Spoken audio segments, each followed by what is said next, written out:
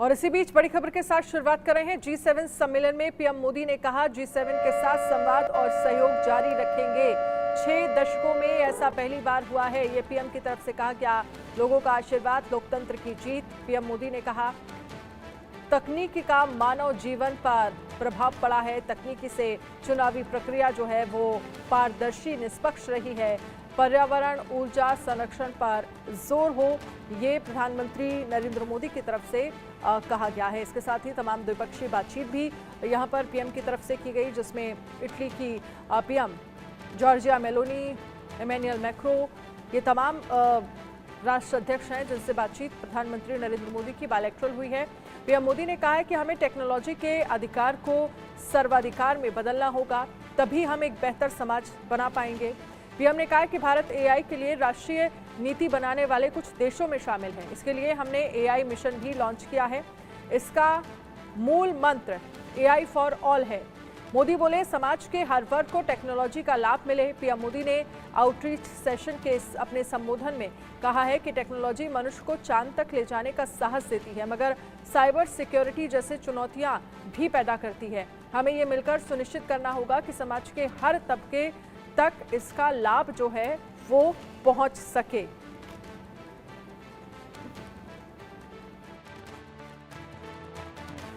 अभिवादन में जुड़े हाथ, मजबूत दोस्ती की बात, आंखों में नजाकत, चेहरे पे मुस्कुराहट।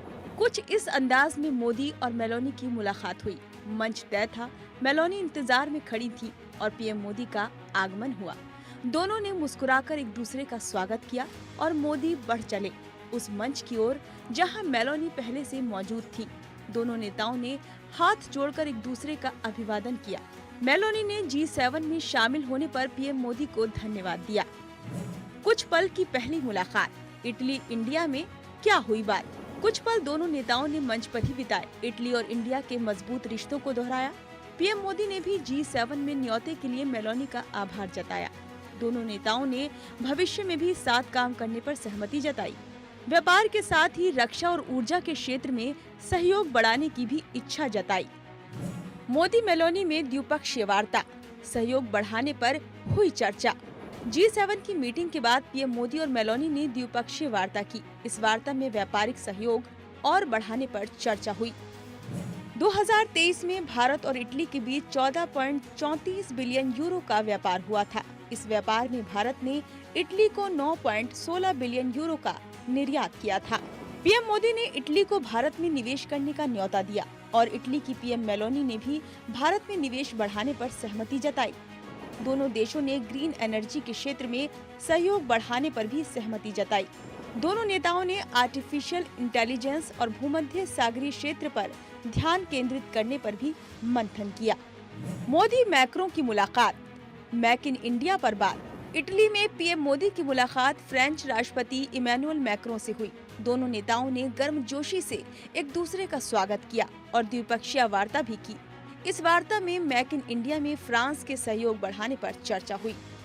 दोनों नेताओं ने डिफेंस और न्यूक्लियर सहयोग बढ़ाने पर सहमति जताई। इसके अलावा space education, digital public infrastructure और कनेक्टिविटी बढ़ाने पर भी बात की। मोदी और मैक्रो ने ग्रीन एनर्जी और स्पोर्ट के क्षेत्र में भी सहयोग बढ़ाने पर सहमति जताई।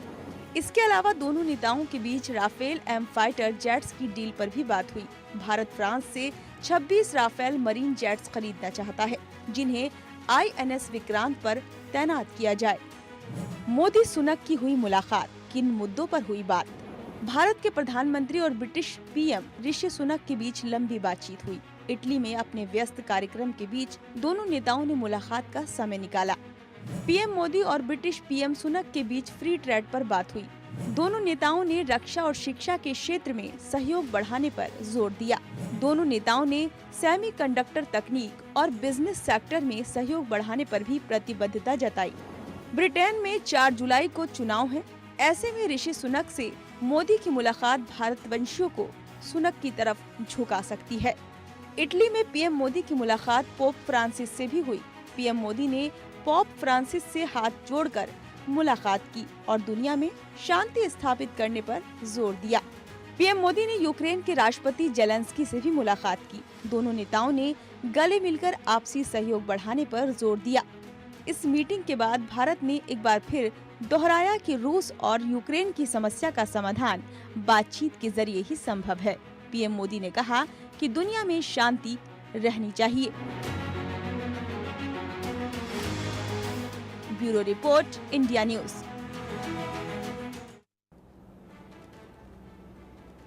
दुनिया ने कोविड-19 का दौर देखा है और कोविड-19 के दौर के बाद भारत वो पहला देश है जिसमें सरकार फिर से रिपीट हुई है।